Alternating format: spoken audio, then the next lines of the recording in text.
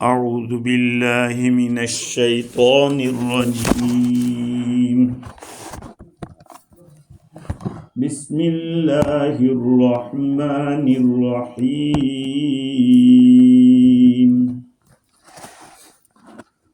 والتین والزیتون وطور سینین وهذا البلد الامین لقد خلقنا الإنسان في أحسن تقويم ثم رددناه أسفل سافلين إلا الذين آمنوا وعملوا الصالحات فلهم أجر غير ممنون فما يكذبك بعد بالدين أليس الله بأحكم الحاكمين بلى وأنا على ذلك من الشاهدين صدق الله العظيم. بزرگوں، پیارے بھائیوں، سورہ والتین کی تفسیر چل رہی تھی. اللہ تعالیٰ نے 4 چیزوں کی قسم کھائی جس میں 2 اشرف الاشجار، درختوں میں بہت زیادہ عزت والے 2 درخت، ایک ہے انجیر اور دوسرا ہے زیتون. ان 2 کی قسم کھائی جو کثیر النفع ہے. اور 2 برکت والی جگہوں کی قسم کھائی، ایک کوہ طور اور دوسرا مکۃ المکرمہ، کیونکہ ان جگہوں کا تعلق نبیوں کے ساتھ ہے، نبیوں کے رہنے کی جگہوں کے ساتھ ہے. اور ان چیزوں کی قسم کھا کے اللہ تعالیٰ نے کیا بتلایا؟ لقد خلقنا الانسان فی احسن تقویم. ہم نے حضرت انسان کو بہترین شکل کے اندر بنایا ہے. اس کا ظاہر بھی ایسا ہے، باطن بھی ایسا ہے جو کسی اور جانور کو نہیں ملا. بعض جانوروں میں شہوت ہی شہوت ہے، بعضوں میں غصہ ہی غصہ ہے، پھاڑ کھانے کی بات. لیکن اللہ تعالیٰ نے حضرت انسان کے اندر ایک تو شہوت رکھی، غضب غصہ بھی رکھا، وہم بھی رکھا اور خیال بھی رکھا. 4 چیزیں رکھی، لیکن اس کے ساتھ ساتھ عقل بھی عطا فرمائی. اگر عقل کو کام میں لاتا ہے اور ان 4 طاقتوں کو قابو میں رکھتا ہے، شہوت کو، غصے کو، وہم کو اور خیال کو قابو میں رکھتا ہے تو وہ کامیاب. اگر خود عقل کیا ہو گئی، مغلوب ہو گئی، شہوت کو غالب کر دیا، غضب کو، غصے کو غالب کر دیا، تو اس کا بیڑا غرق ہو جائے گا. کیونکہ اللہ تعالیٰ نے کیا فرمایا؟ ہم نے حضرت انسان کو بہترین سانچے میں ڈھالا ہے، لیکن ثم رددناہ اسفل السافلین، پھر ہم ان کو بالکل نچلے سے نچلے درجے میں ڈال دیں گے، ایک دم گرا ہوا، جانور سے بھی گرا ہوا کر دیں گے اس کو. یہ اللہ تعالیٰ فرمائے. تو انسان تو بہترین چیز کہ اس سے بڑھیا کوئی چیز نہیں. انسان کے اندر، دوسرے جانوروں میں اور انسان میں یہ فرق کہ انسان میں عقل ہے، سمجھداری ہے، اور اس کے ساتھ ساتھ انسان کے ایک ایسے کھڑا انسان رہتا ہے، اس کا جو جسم ہے وہ بالکل سیدھا رکھا، شکل بھی اچھی، صورت بھی اچھی، سیرت بھی، معنی بھی اچھا. اللہ تعالیٰ فرماتے ہیں کہ وَصَوَّرَكُمْ فَأَحْسَنَ صُوَرَكُمْ، اللہ تعالیٰ نے تمہاری تصویر کو بنایا اور بہترین بنایا.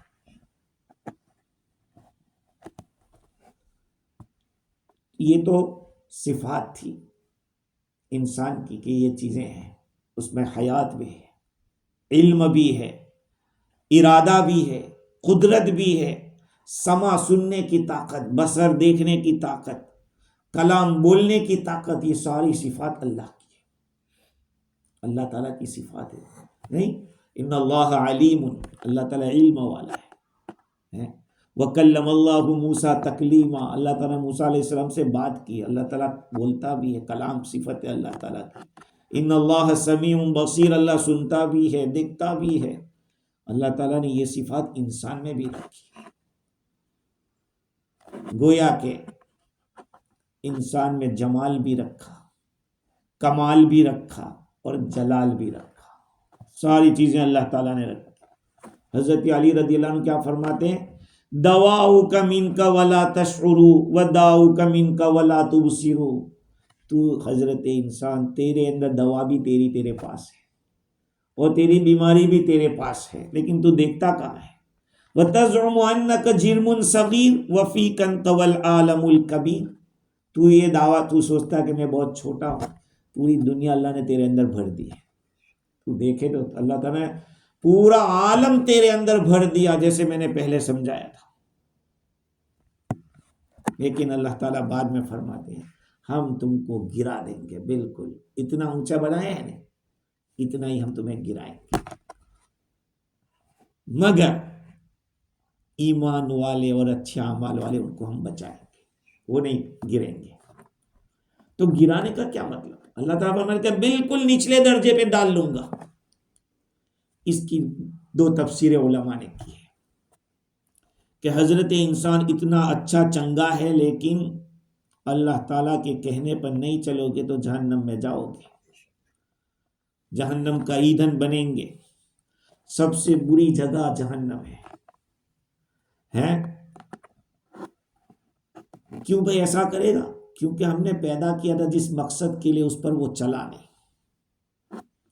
اگر وہ اس پر چلتا تو اعلیٰ علیین میں ہوتا، اوپر ہوتا، جنت اوپر ہے جنت اللہ تعالیٰ کی.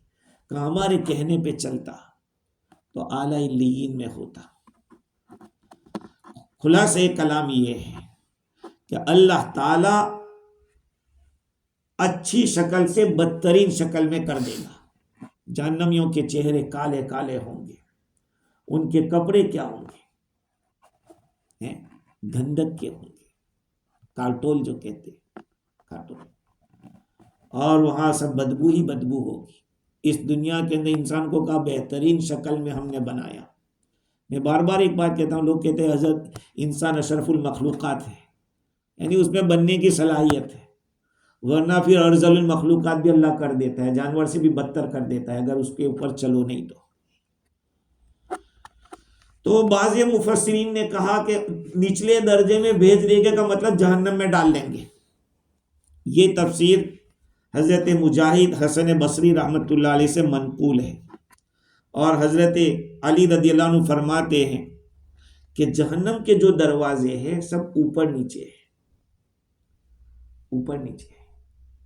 قرآن میں آیا ان المنافقین فی الدرک الاسفل من النار، ہپوکریسی والے جہنم کے بالکل نچلے درجے میں ہوں گے. آپ کے سامنے آپ کی بات، دوسروں کے سامنے دوسرے کی بات، ایک منہ سے آتے ہیں دوسرے منہ سے جاتے ہیں. یہ نفاق ہے. کہا کہ جہنم کے بالکل نچلے درجے میں ہوں گے. اس کا مطلب جہنم ایسی ہے، ایسی اوپر نیچے، جو جتنا نیچے ہوگا اس کو اتنی تکلیف ہوگی. منافقوں کو کہا سب سے نیچے وہی ہوں گے. امام راضی نے ایک اور قول بھی نقل کیا اور تمام مفسرین اس قول کو بھی نقل کرتے ہیں. میں نے تفسیر میں ایک قول تو جہنم کا کہا کہ حضرت انسان کو اللہ فرماتے کہ ہم نے بہترین شکل ڈھانچے میں رکھا ہے، لیکن اس کو ہم جہنم میں ڈھکیلیں. اور دوسرا مطلب یہ ہے کہ ہم نے انسان کو بنایا تو بہتر ہے، لیکن ہم اس کو پہنچائیں گے بالکل آخری درجے پر. کیسا ہو جاتا ہے کہ دکھتا نہیں ہے. بھائی کون ہے یہ آدمی کو دکھتا ہے. عمر کے بالکل آخری درجے پر پہنچ جانا، یہ اللہ تعالیٰ بتلا رہے. ابن عباس رضی اللہ تعالیٰ کی تفسیر یہ ہے کہ ارذل عمر تک پہنچائے گا. قرآن میں ہے وَمَن نُعَمِّرْهُ نُنَكِّسْهُ فِي الْخَلْقِ، ہم جنہیں لمبی عمر دیتے ہیں ہم ان کو الٹا کر دیتے ہیں. تھوڑی تھوڑی دیر میں پوچھتا ہے وہ کون آیا، بچہ پوچھتا ہے کہ یہ کیا ہے، کہ وہ بچہ بن جاتا ہے. بوڑھا جو جتنی لمبی عمر ہوتی ہے، بلکہ ان کی شکلیں دیکھو. بعض تو ایسے ہوتے ہیں کہ آپ پہچان نہیں سکتے۔ شاہ عبدالعزیز دہلوی رحمۃ اللہ علیہ فرماتے ہیں کہ اس آیت کا مطلب یہ کہ بڑھاپے اور سٹھیا جانے کی حالت پر انسان پہنچ جاتا ہے، اس حالت میں آدمی کی شکل بدل جاتی ہے، جوڑ سب ڈھیلے پڑ جاتے ہیں اور کمر پیٹھ جھک جاتی ہے، اور قد جو سیدھا تھا ایسے اب ایسا ٹیڑھا ہو جاتا ہے، اور جتنی عمر ہوتی ہے اتنا اور ٹیڑھا ہوتا ہے۔ سارے بال بدن کے سب جگہ کے بال سفید ہو جاتے ہیں، چہرے پہ جھڑیاں پڑ جاتی ہے، اور چہرہ آدمی کا بدزیب ہونے لگتا ہے، اچھا بھی نہیں دکھتا کہ اس کو کیا دیکھیں، چمڑی اوپر آ جاتی ہے، گوشت بھی نہیں دکھتا۔ آپ کہو کہ یار ایک زمانے میں اس کا بھی ایک دور تھا، یا کیا خوبصورت چنگا جوان تھا، آج دیکھو کیا حالت ہے۔ اللہ تعالیٰ نے یہ بتلایا ہے۔ ہاں،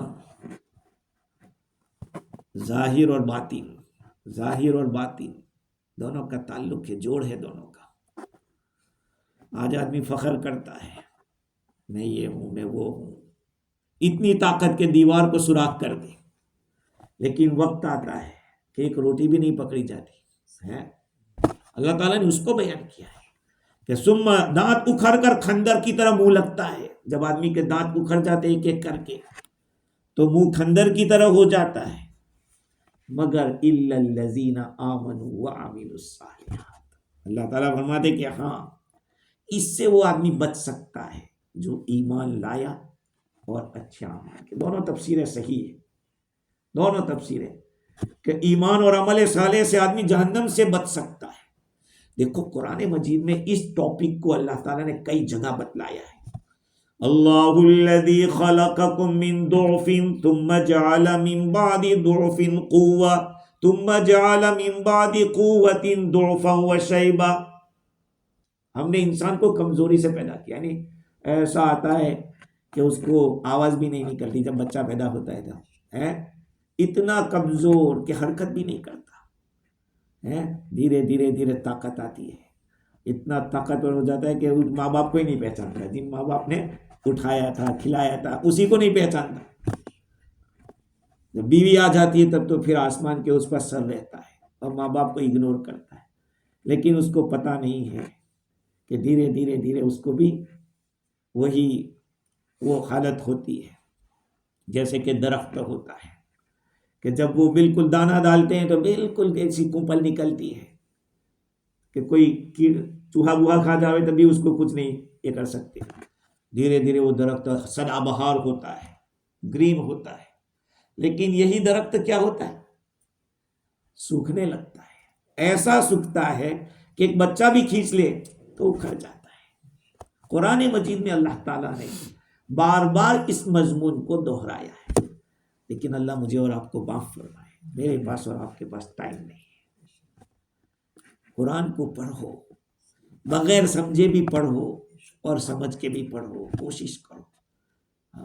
اللہ کی قسم، اس قرآن کے ساتھ وابستہ آدمی کتنا بھی بوڑھا ہو جاوے، میں نے اپنی نظروں سے دیکھا ہے کہ 100 کے اوپر آدمی ہو گئے، اس کے دانت نہیں نکل رہے، اور بات ہم نے ساتھ بیٹھ کر کھایا۔ مفتی سید عبدالرحیم لاجپوری رحمۃ اللہ علیہ میرے استاد کے خسر ہوتے تھے، 103 سال کی عمر تھی، لیکن ایسے ہی ہنسنا اور بات چیت کرنا اور فتوے لکھنا، دماغ بھی حاضر، سب کچھ۔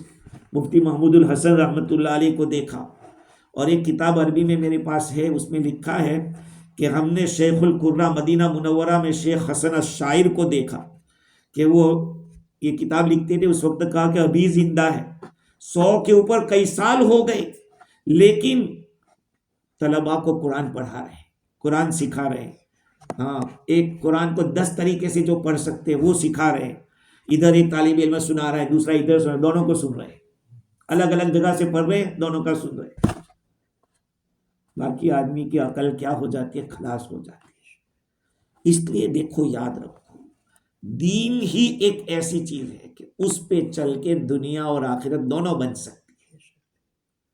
یہ مت سوچو کہ دین پر اگر چلنے جائیں گے تو پھر ہماری دنیا برباد ہوگی، اللہ کی قسم کسی کی اس نے آج تک برباد نہیں کی۔ ہاں، یہ تو ہمارا خیال ہے، ہمارا سوچنا ہے، ورنہ کر کے تو دیکھو۔ 5 ٹائم کی نماز آدمی ارادہ کر لے کہ مجھے یہاں آ کے پڑھنا ہے، اللہ کے گھر کو مجھے آباد کرنا ہے، آدمی طے کر دے ایک مرتبہ۔ بعض حضرات نے یہ کہا کہ اللہ تعالیٰ اپاہج کر دیتا ہے، اسفل سافلین کے معنی ایسا کمزور کہ اس نہ آدمی چل سکتا ہے، نہ کوئی راستہ پا سکتا ہے، کوئی تدبیر بھی نہیں کر سکتا، ایسا برا ہو جاتا ہے، بوڑھا کھوسٹ ہو جاتا ہے، کمزور نگاہ، کمزور کان، کمزور عقل، یہاں تک کہ تدبیر بھی کمزور، سب چیزیں، ساری چیزوں سے وہ نیچے چلا جاتا ہے۔ بلکہ بعض بڈھے تو ایسی حرکتیں کرتے ہیں کہ بچوں کو ہنسی آتی ہے، لوگ کہتے ہیں یار اللہ اٹھا لے تو اچھا اس آدمی کو ہے، ایسا کہتے۔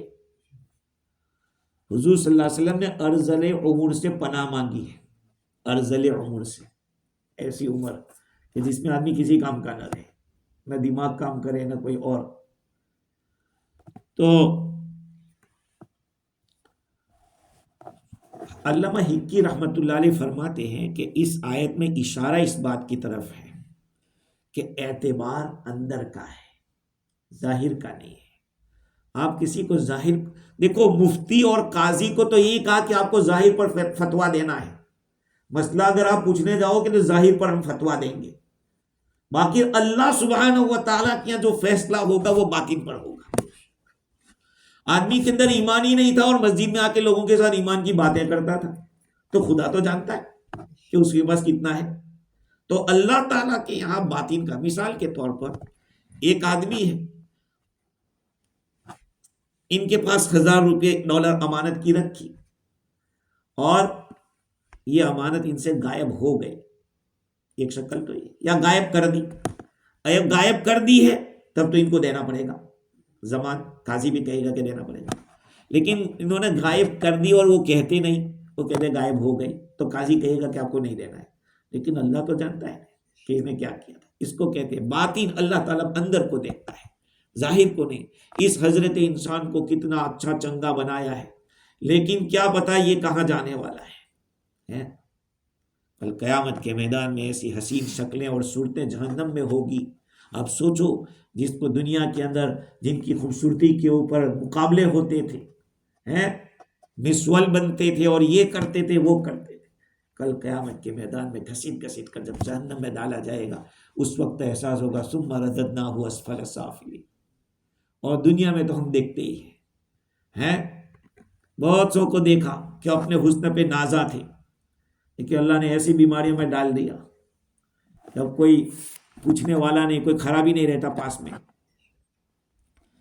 تو بعض علماء نے وہ قول لیا جہنم والا اور بعضوں نے یہ لیا، لیکن ابن جریر کا کہنا یہ ہے کہ یہ جو بڑھاپے والا قول ہے وہ زیادہ راجح ہے، کیونکہ یہ دکھنے والی چیز ہے، آدمی کو دکھتی ہے، نظر آتی ہے، مشاہد ہے، اور وہ دکھے گا نہیں۔ جہنم کا معاملہ تو وہاں جا کے ہی پتا چلے گا۔ اس لیے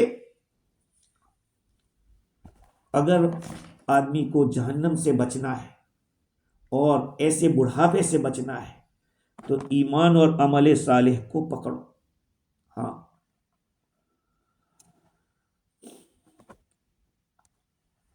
کل قیامت کے دن بہت سارے لوگ ایسے آئیں گے کہ ان کی جو باطنی صفات ہوگی وہ ظاہر ہوگی ان کی ظاہری صورت کے اوپر، مطلب یہ ہے کہ یہ جو اندر ہوگا نا وہ غالب آ جائے گا۔ شیخ سعدی رحمۃ اللہ علیہ کا ایک قصہ سناتا ہوں میں آپ لوگوں کو، ابھی کہنے کا ارادہ نہیں تھا، ابھی یاد آ گیا اس لیے کہہ رہا ہوں کہ ایک بڑے آدمی نے دعوت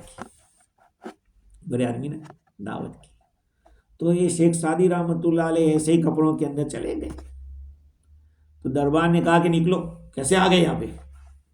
فقیروں کی طرح آ جاتے کھانے کے لیے، بس نکل گئے، کسی کو پتہ نہیں چلا کہ اتنا بڑا آدمی ہے یہ۔ تو وہ بھی گھر گئے اور اچھے کپڑے چوگا ووگا لگا کے گئے، تو لوگوں نے جگہ دی، اب حضرت کھانا لے کے جیب میں ڈال رہے، کھانا جیب میں ڈال رہے، تو کیا کر رہے؟ کہ یہ کھانا مجھے تھوڑی دیا ہے، یہ اس کو دیا ہے، یہ پہلے پہن کے نہیں آیا تھا تو کوئی پوچھا بھی نہیں تھا، ہاں، اور یہ پہن کے آیا تو اب لوگ پوچھ رہے ہیں، تو اب اسی کو تو ملا ہے کھانا، اس میں ڈالیں۔ تو کل قیامت میں بھی ایسا ہوگا کہ پتہ چل جائے گا، اندر کی کیفیتیں کھل جائے گی۔ تو جو علم والا ہوگا، عمل والا ہوگا، صحیح عقیدے والا ہوگا، وہ قیامت کے دن بھی سرخرو رہے گا، دنیا میں بھی اس کی عقل جائے گی نہیں، اس کی عقل جائے گی نہیں۔ بلکہ یاد رکھ لینا، یہ اللہ تعالیٰ کا نظام ہے، جو جتنا دیندار ہوتا ہے مسلمان بڑھاپے میں اس کی اور قدر کرتے ہیں۔ مفتی شفیع صاحب نور اللہ مرقدہ تو لکھتے ہیں کہ جسمانی بیکاری اور مادی خرابی کا نقصان ان لوگوں کو ہوگا جنہوں نے اپنی مادی فکر، اپنی ساری فکر اور توانائی یہ مادی درستگی پر خرچ کر دی تھی، وہ ختم ہو گئے، اور آخرت میں ان لوگوں کو کوئی حصہ نہیں ملے گا، برخلاف مومنین صالحین کے، کہ ان کا اجر و ثواب تو ختم ہی نہیں ہوگا، بلکہ اللہ تعالیٰ ان کو زندگی میں ایسے لوگ پیدا کر دیں گے ان کے ساتھ کہ ان کو ہاتھوں میں لیں گے، ان کی قدر و قیمت کریں گے۔ ہاں، یہ ایمان کی بنیاد پر اور عمل کی بنیاد پر۔ دیکھو، ایمان اور عمل نہیں ہے نا تو جنات بھی انسان کو دبا دیتا ہے۔ اگر آپ کے پاس تقوی اور پرہیزگاری کی زندگی ہے تو جنات بھی ڈرتا ہے، انسان بھی ڈرتا ہے۔ اس لیے دین سے ہٹ کر کوئی ترقی نہیں کر سکتا، نہ دنیا میں نہ آخرت میں۔ روایت میں ہے کہ رسول اللہ صلی اللہ علیہ وسلم نے ارشاد فرمایا کہ مومن جب مر جاتا ہے تو اللہ تعالیٰ کی طرف سے 2 فرشتے آسمان پر جاتے ہیں اور اللہ تعالیٰ سے عرض کرتے کہ یا اللہ، تیرا فلانا بندہ مر گیا ہے، تو ہمیں اجازت دے کہ ہم تیری عبادت کریں آسمان کے اوپر۔ اللہ تعالیٰ فرماتے کہ میرے آسمان تو بھرا ہوا ہے فرشتوں سے، جگہ کہاں ہے یہاں پہ؟ جاؤ تم اس کی قبر کے پاس جاؤ اور اس کی نیکیاں قیامت تک لکھتے رہو، لکھتے رہو، لکھتے رہو۔ یہ ہے ایمان والے کا کام۔ دنیا میں نہیں رہتا پھر بھی اس کا عمل چلتا رہے گا۔ اسی کو اللہ تعالیٰ نے آگے فرمایا فَلَهُمْ أَجْرٌ غَيْرُ مَمْنُونَ، ان کا جو بدلہ ہوگا کبھی ختم نہیں ہوگا، وہ چلتا ہی رہے گا، چلتا ہی رہے گا۔ چونکہ جو اللہ والے ہوتے ہیں ان کے دلوں میں خوف خدا جم جاتا ہے، اور ہر گھڑی ہر آن اللہ تعالیٰ ان کا ثواب بڑھاتے رہتے ہیں۔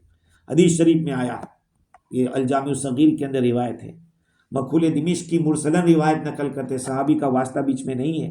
حضور فرماتے ہیں کہ جب بندہ بیمار ہوتا ہے تو اللہ تعالیٰ لیفٹ سائڈ کے فرشتے کو فرما دیتے ہیں کہ قلم اٹھا لے، ابھی کچھ مت لکھنا، اور سیدھی جانب والے فرشتے کو کہتے ہیں تو لکھتا چلا جا۔ جو کچھ بھی وہ پہلے کرتا رہتا تھا بیماری سے پہلے، دنیا میں جو کچھ کرتا رہتا تھا، میں نے ابھی اس کو بیماری میں رکھا ہے، تم اس کی نیکیاں لکھتے رہو۔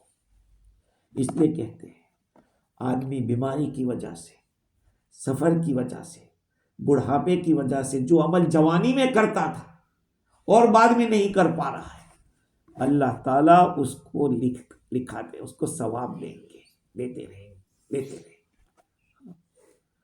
اسی لیے تو جوانی کی عبادت اللہ کو پسند ہے، اللہ تعالیٰ کو پسند ہے۔ جوانی میں سارے اعضاء اپنے جوش پہ ہوتے ہیں، عقل بھی، جسمانی طاقت بھی، ہر اعتبار سے، اور تقاضے بھی مختلف ہوتے ہیں، سارے تقاضوں کو چھوڑ کر خدا کی طرف جاتا ہے۔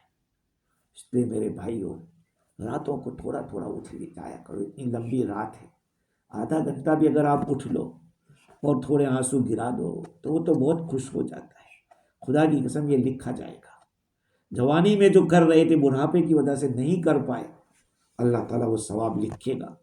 اور صحیح حدیث کے اندر رسول اللہ صلی اللہ علیہ وسلم کا ارشاد، حضرت ابو موسیٰ اشعری رضی اللہ عنہ فرماتے ہیں، رسول اللہ صلی اللہ علیہ وسلم نے فرمایا اذا مریض العبد او سافر، جب بندہ بیمار ہوتا ہے یا بندہ سفر میں جاتا ہے، کتب اللہ تعالی له من الاجر اللہ تعالیٰ اس کے لیے اس کا اجر لکھتے ہیں. کتنا؟ مثل ما کان یعمل صحیحا مقیما، ایسا جب وہ تندرستی میں کرتا تھا، گھرے رہ کر کرتا تھا، سفر میں نہیں کر پا رہا ہے، اللہ وہ لکھے گا. نہیں، اعتکاف کو بھی تو یہی کہا کہ اعتکاف، آدمی اعتکاف میں بیٹھتا نہیں ہے، باہر رہتا ہے تو بیمار پرسی کے لیے جاتا ہے، کسی کی مدد کے لیے جاتا ہے، یہ کام وہ کام کرتا ہے، اعتکاف کی وجہ سے اس کو سارا ثواب ملے گا، نہیں کیا پھر بھی ملے گا. یہ اللہ تعالیٰ کا نظام ہے. جو اس کا ہو جاتا ہے، من کان للہ کان اللہ لہ، جو خدا کا ہو گیا خدا اس کا ہو جائے گا. اللہ تعالیٰ کتنی تکلیفوں کو دور کر دیتا ہے ہمیں پتہ نہیں ہوتا ہے، کتنے فتنوں کو اللہ تعالیٰ ہم سے بچا لیتا ہے، ہم سے دور کر دیتا ہے، ہمیں پتہ نہیں. تو اللہ تعالیٰ نے فرمایا کہ ہم نے انسان کو بہترین سانچے کے اندر پیدا کیا ہے، بنایا ہے، پھر ہم اس کو بالکل الٹا کر دیں گے، بالکل نچلے والوں سے سب سے زیادہ نچلے میں کر دیں گے. الا الذین آمنوا وعملوا الصالحات، مگر وہ لوگ جو ایمان لائے اور اچھے اعمال کیے، تو ان کو فلہم اجر غیر ممنون، ان کو تو ایسا اجر ملے گا جو کبھی کٹے گا ہی نہیں، ختم ہی نہیں ہوگا، بس ملتا ہی رہے گا، ملتا ہی رہے گا. شاہ عبد العزیز دہلوی رحمۃ اللہ علیہ فرماتے ہیں کہ جو لوگ ایمان لائے، ایمان لائے کا کیا مطلب؟ عقل کو وہم اور خیال پر غالب کیا. بھائی ایمان کا تعلق عقل کے ساتھ ہے کہ نہیں؟ ایمان کہاں ہوتا ہے؟ اور عقل کہاں ہوتی ہے؟ اس میں اختلاف ہے علماء کا، اس میں اختلاف ہے کہ عقل کہاں رہتی ہے. یہ تو سوچتا ہے، یہ کہتا ہے کہ صحیح، ان کو کہیں دیکھا ہے ہم نے، اب یہ دماغ چل رہا ہے کون ہے منیب بھائی کا دل کہے گا کہ ہاں بات صحیح ہے. تو اصل عقل یہاں ہے، سمجھ رہے؟ بعض علماء نے دماغ کہا ہے، لیکن یہ ہے کہ یہاں دل میں. تو ایمان یہاں، عقل یہاں. اگر اس کو ہم نے وہم اور خیال کے اوپر غالب رکھا اور وہ عقل کو شریعت کے ساتھ، شریعت کی روشنی سے روشنی لیتے رہے، تو یہ ہے ایمان. اور عمل صالح کا مطلب یہ ہے کہ اپنی عقل کو شہوت اور غصے پر غالب رکھا. آدمی نماز کے لیے نہیں آتا صبح میں کیونکہ شہوت غالب ہے، نیند کی کہا آپ سو لیں. آدمی کسی کو ستانے کی کوشش کر رہا ہے، کسی کو دبانے کی، کیوں؟ میرا طاقت غضب دکھا رہا ہے اپنا. عقل سے سوچ لے تھوڑا کہ تو آج پاور دکھا رہا ہے، کل تیرے اوپر کوئی ہوگا. آج ہم کسی کو ستا رہے، کل کہتے ہیں شیر کے ماتھے سواسر ہوتا ہے. اللہ تعالیٰ نے ہر ایک کے اوپر ایک کو رکھا ہے. تو ایمان کا مطلب یہ ہے کہ وہم اور خیال پر عقل کو غالب رکھا. اور عمل الصالحات کا مطلب یہ ہے کہ شہوت اور غضب پر عقل کو غالب رکھا اور بہت محنت کی، کوشش کی. فلہم اجر غیر ممنون، ان کی مزدوری بے انتہا ہوگی. اگرچہ ظاہر میں کوشش ان کی بیماری اور بڑھاپے کی وجہ سے پوری ہو گئی، ختم ہو گئی، پھر بھی اللہ تعالیٰ عطا فرماتے رہیں گے. شاہ عبد العزیز دہلوی رحمۃ اللہ علیہ فرماتے ہیں کہ ایسی عجیب مخلوق جس کو اللہ تعالیٰ نے اس قدر نوازا تھا، اس کے عمل کی کوتاہی کی وجہ سے اس کو دوسری مخلوق جیسے شہوت، غصہ، وہم اور خیال کے کارخانے کے انتظام میں نیچے سے نیچے چوپائے سے بھی گرا دیا، اس سے بھی گزر گیا. شہوت اور غصہ اور وہم و خیال کے پھندے میں آدمی بن جاتا ہے کہ اس کا مرتبہ سب نکمی اور ذلیل مخلوق سے بھی زیادہ ذلیل ہو جاتا ہے. دیکھو دوسری جتنی مخلوقات ہیں، میں لندن کے اندر بیان کر رہا تھا عشاء کے بعد، پہلے جاتا تھا 2000 سے پہلے سے جاتا تھا، تو وہاں میں نے ایک مثال دے دی کتے کی. تو ایک صاحب نے کہا کہ یار آپ انسان کو کتے کی، میں کیا قرآن نے دی ہے یار، فَمَثَلُهُ كَمَثَلِ الْكَلْبِ، اس کی مثال تو کتے جیسی ہے. کون تھا وہ؟ جس کو قرآن نے کتے جیسا، بلعم بن باورا، اس کا نام تھا بلعم بن باورا، اس کو اللہ تعالیٰ نے علم دیا تھا. کون سا علم تھا؟ اسم اعظم کا. تو موسیٰ علیہ السلام کی قوم کے خلاف بد دعا کرنے کے لیے پبلک نے کہا تو نہیں مانا. بیوی کو کہا، بیوی نے کہا کہ بیوی کو کچھ گفٹ دے دیا. اب بیوی نے شوہر کو کہا کہ کرنا پڑے گا. اس نے کہا یار بات چھوڑی، تو نبی ہے، ان کے خلاف میں کیسے بد دعا کر سکتا ہوں. تو اس کی کتے کی مثال دی ہے اللہ تعالیٰ نے کہ وہ کتا، اس کا منہ ایسا زبان باہر رہتی تھی اور ہانپتا رہتا تھا. یہ تو ان جانوروں کے اندر اللہ تعالیٰ نے وہ استعداد نہیں رکھی ہے کہ جو کمالات حاصل کر سکے، لیکن انسان کے اندر تو اللہ تعالیٰ نے استعداد رکھی ہے کمالات پیدا کرنے کی. اب اس کے باوجود وہ کمالات سے محروم اور بے نصیب رہتا ہے. دوسری بات یہ کہ ان جانوروں کی تو کوئی پکڑ ہونے والی ہے نہیں. بھائی بکری کو جہنم میں ڈالے گا اللہ تعالیٰ؟ نہیں. آپ کہیں گے کہ وہ حدیث میں آئے کہ سینگ والی بکری نے بغیر سینگ کی بکری کو مارا ہوگا تو اللہ تعالیٰ قیامت میں بغیر سینگ کی بکری کو اللہ سینگ دیں گے کا مار لے. وہ اللہ کا انصاف ظاہر ہوگا اس وقت. باقی جہنم میں وہ نہیں جائیں گے جانور. ہاں، تو ان میں تو صلاحیت نہیں تھی اور ان کی کوئی پکڑ نہیں تھی. تیرے اندر تو صلاحیت تھی اور تیری تو پکڑ ہونے والی تھی، اس کے باوجود تو الٹا گیا، تو جانور سے گیا. پھر تو اللہ تعالیٰ نے اس آیت کریمہ کے اندر بتلایا کہ عقل دی ہے. میں نے پہلے شاید آپ کو یاد ہو یا نہ ہو، کسی چیز کو دیکھنے کے لیے کتنی روشنی کی ضرورت پڑتی ہے؟ 2 روشنی کی ضرورت پڑتی ہے. کسی چیز کو دیکھنے کے لیے 2 روشنی کی ضرورت پڑتی ہے. ایک باہر بھی روشنی اور ایک اندر بھی روشنی. مثال کے طور پر ابھی اندھیرا کر دو پوری لائٹیں، آنکھوں میں تو روشنی ہے کہ نہیں؟ پھر بھی دکھے گا نہیں. اور اگر اندھا ہے آدمی اور چاہے سورج نکلا ہوا ہے پھر بھی دکھے گا. کیوں؟ اندر روشنی نہیں.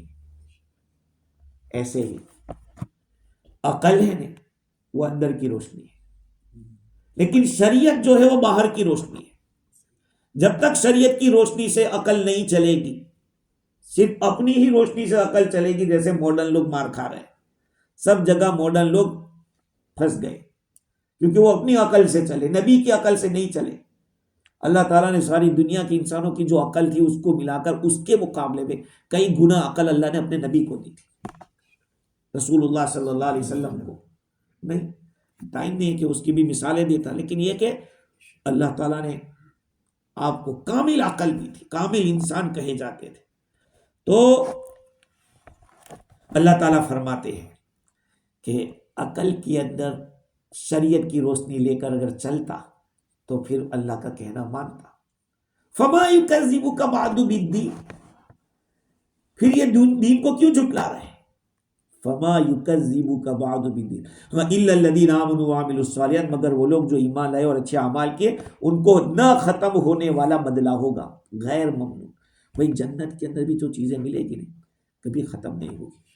آپ کو کھانا ہے ایک پھل، ایسے وہ پھل آپ کے پاس آ گیا دوسرا لگ جائے گا وہاں پہ، وہ ختم نہیں ہوگا.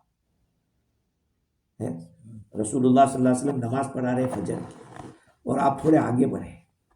صحابہ کرام نے پوچھا کہ حضرات کچھ عجیب دیکھا. کہا میں نے جنت کے اندر انگور کے کھوشے دیکھے تھے، میں سوچتا رہا کہ توڑ کے رکھ لوں، لیکن ظاہر بات ہے وہ جنت کی چیز ہوتی، کبھی قیامت تک ختم نہ ہوتی. سمجھ رہے؟ تو جنت کی نعمتیں ختم نہیں ہوگی. اللہ تعالیٰ فرماتے ہیں فما یکذبک بعد بالدین، پھر وہ آپ کو کیوں جھٹلا رہے ہیں، دین کا انکار کیوں کر رہے ہیں؟ اب یہ کس کو کہا گیا ہے؟ کس کو کہ آپ کو جھٹلا رہے ہیں؟ یا تو انسان کو کہا گیا ہے کہ اللہ تعالیٰ نے یہ ساری نعمتیں بتلا دی، یہ اللہ تعالیٰ نے دلیلیں دے دی قرآن مجید کے اندر، اور یہ بھی بتایا کہ ہم نے تم کو بہترین انسان بنایا اور ہم تم کو گرا بھی دیں گے. جب یہ ساری باتیں ہم نے بتلا دی اس کے باوجود کیوں مانتے نہیں یہ لوگ؟ یعنی یہ جھوٹ کی طرف کون سی چیز ان کو مجبور کر رہی ہے؟ اور بعض لوگوں نے یہ کہا کہ رسول اللہ صلی اللہ علیہ وسلم کو اللہ تعالیٰ خطاب کر کے فرماتے کہ نبی جی ساری چیزیں ہم نے بتلا دی، یہ سارے دلائل آ گئے، اس کے باوجود یہ دین کو کیوں جھٹلا رہے ہیں؟ فما یکذبک بعد بالدین۔ اب سوال یہ ہے کہ یہ تعجب کیوں کیا گیا؟ کیا بات ہے یہ تعجب؟ یہ ان کے بھی جھٹلا کیوں رہے؟ کون سی وجہ ہے کہ کس بنیاد کے اوپر؟ بھائی کوئی لڑکا ہو اور جو نیم ہو، پڑھنے میں کچھ نہ ہو اور بہت ذرا دم پھاس کرتا ہو تو لوگ کہیں کہ یار کچھ آتا جاتا ہے نہیں، اور کس بنیاد پر تو بہت بڑا اپنے آپ کو سمجھ رہا ہے؟ تو کہا یار تعجب کیوں ہے؟ تو اس کا جواب یہ ہے کہ اللہ تعالیٰ نے انسان کو گندے قطرے سے بنایا، ناپاک قطرے سے، کہ کپڑے پہ لگ جائے تو فوراً دھونا پڑ جاتا ہے، بدن سے نکل جائے تو غسل فرض ہو جاتا ہے، اتنا گندا قطرہ۔ اس سے اللہ تعالیٰ نے ایک ایسا اچھا خوبصورت انسان، مضبوط اور انسان بنایا، دھیرے دھیرے اس کو مکمل بنایا، آگے آگے لے گیا، اور پھر اس کو الٹا کیا، دھیرے دھیرے ڈھلتے ڈھلتے ڈھلتے پھر بچے کی طرف ہو گیا۔ یہ کھلی دلیل ہے اس بات کی کہ اللہ تعالیٰ پیدا کرنے پر بھی قادر ہے اور قیامت کے دن دوبارہ پیدا کرے گا، اس پر بھی قادر ہے۔ جب یہ سب دیکھ لیا، اس کے باوجود نبی کو کیوں نہیں مانتے؟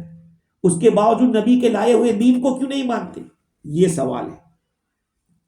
تو شاہ عبد العزیز دہلوی رحمۃ اللہ علیہ فرماتے ہیں کہ ان ساری باتوں سے آپ کو پتہ چل گیا ہوگا کہ دین کی حقیقت کیا ہے۔ عقل کو تمام قوتوں پر غالب کرنا اور عقل کو شریعت کے نور سے روشن کرنا۔ اب دین کو جھٹلانے کی کوئی وجہ باقی نہیں رہتی۔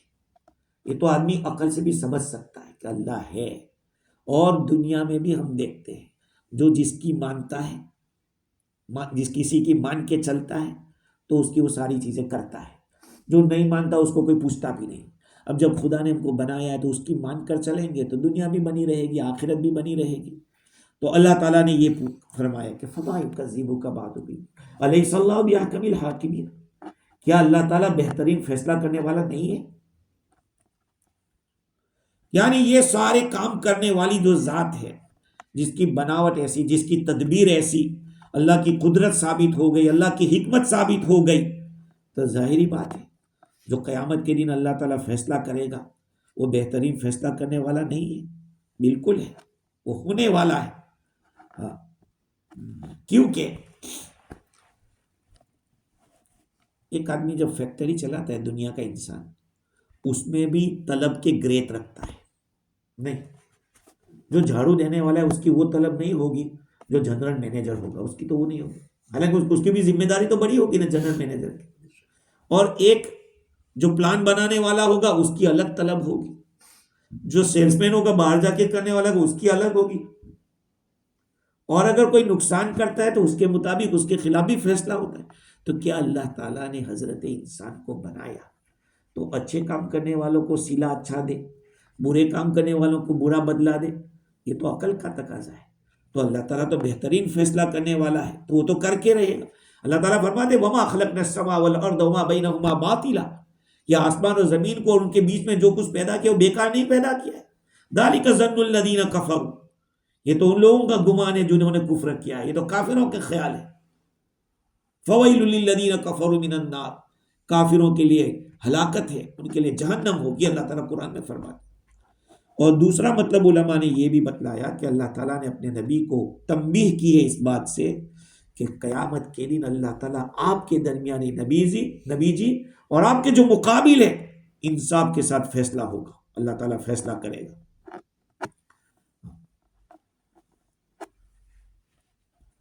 اگر شاہ عبد العزیز دہلوی رحمۃ اللہ علیہ فرماتے ہیں کہ عقل جہاں سے روشنی پاتی ہے نا، ہماری عقل، وہ دین ہے، وہ شریعت ہے۔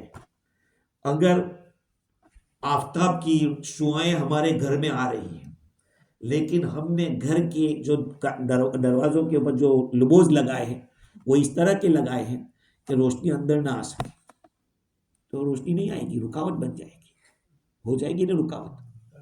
کوئی چیز بیچ میں آ جاتی ہے تو رکاوٹ بن جاتی ہے، فائدہ نہیں ہوتا۔ ایسے ہی دین جو ہے نا، دین یہ آفتاب کی شعاع کی طرح ہے، آفتاب کی جو کرنیں ہیں اس کی طرح ہے۔ تو جیسے آفتاب کی شعاع کے بیچ میں کوئی چیز آ جاتی ہے تو دکھتا نہیں، ایسے ہی اگر آدمی کی عقل کے سامنے کوئی چیز آ جاتی ہے تو پھر اس کو بھی سمجھ میں نہیں آتا.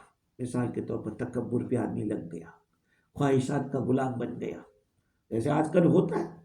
مثال کے طور پر برتھ ڈے منانا ہے، باپ کی منانا ہے، دادا کی منانا ہے، وہ اتنے سال کی عمر ہو گئی، کہا شریعت میں ہے بھائی.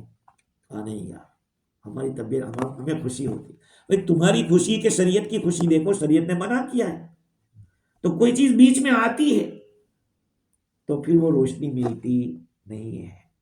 ہاں، عقل ہوتے ہوئے بھی سمجھ میں نہیں آتی. دنیا میں کتنے بڑے بڑے اور کیا سائنسدان ہوئے، ان کی بڑی بڑی داڑھیاں تھیں. ہاں، آپ تحقیق کر لینا، جتنے بڑے بڑے سائنسدان گزرے ہیں نا، اتنی بڑی بڑی داڑھیاں تھیں، اور لوگ چاند تک پہنچ گئے اور کہاں کہاں چلے گئے، لیکن خدا تک نہیں پہنچ پائے. الیس اللہ باحکم الحاکمین، کیا اللہ تعالیٰ بہترین فیصلہ کرنے والا نہیں ہے؟ رسول اللہ صلی اللہ علیہ وسلم نے فرمایا کہ جب یہ آیت سنو تو کہو بلا وانا علی ذلک من الشاہدین، کیوں نہیں، میں اس کا گواہ ہوں، میں اس کا گواہ ہوں. بلکہ بعض روایت میں تو یہ ہے کہ اس سورت کو جو پڑھے گا اللہ تعالیٰ اس کو دو چیزیں عطا فرمائیں گے، دو خصلتیں عطا فرمائیں گے، ایک عافیت اور ایک یقین. جب تک دنیا میں ہے اللہ تعالیٰ اس کو عافیت دے گا اور یقین دے گا، اور جب آخرت دنیا سے جائے گا تو اللہ تعالیٰ جتنی تعداد میں اس نے پڑھا ہوگا اتنا اجر دے گا. اور رسول اللہ صلی اللہ علیہ وسلم اس سورت کو عشاء کی نماز میں اکثر پڑھا کرتے تھے. یہ شاہ عبدالعزیز دہلوی رحمۃ اللہ علیہ نے لکھا ہے. دوسری بات یہ ہے کہ مفتی شفیع صاحب رحمۃ اللہ علیہ لکھتے ہیں کہ اللہ تعالیٰ ایمان والوں کو اور اچھے اعمال کرنے والوں کو ایسا بدلہ دے گا جو ختم نہیں ہوگا. اس میں اشارہ اس بات کی طرف یہ ہے کہ اس کا بدلہ دنیا ہی سے شروع ہو جاتا ہے، دنیا ہی سے شروع ہو جاتا ہے. اللہ تعالیٰ اپنے مقبول بندوں کو بڑھاپے ہی کے اندر اور کمزوری میں ایسے مخلص دوست عطا فرماتے ہیں جو ان کے آخری لمحے تک روحانی فائدہ اٹھاتے ہیں، ان کی روحانیت سے فائدہ. اصل میں ہمارے ملکوں کے اندر چونکہ دیکھو ہمارے جو فیجی ہے، فیجی کے اندر خانقاہ نام کی چیز آئی نہیں. دیکھو سارے لوگ فیجی والے، خانقاہ والی بات آئی نہیں. خانقاہ اخلاق کو درست کرنے کی بات، اخلاق کو درست کرنے کی بات وہ آئی نہیں. صرف تبلیغ یقیناً بہت اونچا کام ہے، اس کا انکار کوئی نہیں کر سکتا، اس کے بہت ہی پازیٹیو فوائد ملے ہیں، اس کا انکار نہیں. بڑے بڑے لوگوں کی زندگیوں میں تبدیلی آئی، لیکن یہ بھی ایک کام نبی کا تھا، دلوں کی صفائی. آپ جہاں اللہ تعالیٰ نے نبی کو بھیجنے کی بات کہی وہی زکیہم کا لفظ آپ پڑھیں، یعنی ان کے دلوں کی صفائی کریں. تو تعلیم تو الحمدللہ مدارس تو ہو گئی، تبلیغ بھی ہو رہی ہے، لیکن تزکیہ نہیں ہوتا، دل کی صفائی نہیں ہو رہی. اس کے لیے اللہ والے جو کسی کی صحبت میں رہا ہوا ہو اس کی صحبت میں رہ کر اخلاق سیکھے جائیں، اپنے دلوں کی صفائی کریں، ذکر و اذکار کی اتنی پابندی کریں. ہاں، آدمی جب ذکر و اذکار کرتا ہے تو ابھی میں کہوں کہ ہمارے ماموں کا بیوی کے ماموں کا انتقال ہوا، کہا کہ ان کی روح نکل رہی تو انہوں نے کہا اللہ اکبر اور روح نکل گئی. اب دیکھیں آدمی ذکر کی جتنی پابندی کرے گا تو عین اس وقت جب وہ دنیا سے جائے گا اس کو وہی یاد آئے گا جس کو وہ رٹ لگاتا تھا، اللہ اللہ اللہ اللہ. تو اس صورت کے یہ فوائد ہیں. اللہ تعالیٰ مجھے بھی اور آپ کو بھی قرآن مجید کی قدر کی توفیق عطا فرمائے اور موت تک اللہ تعالیٰ قرآن سے وابستہ رکھے. وآخر دعوانا الحمدللہ.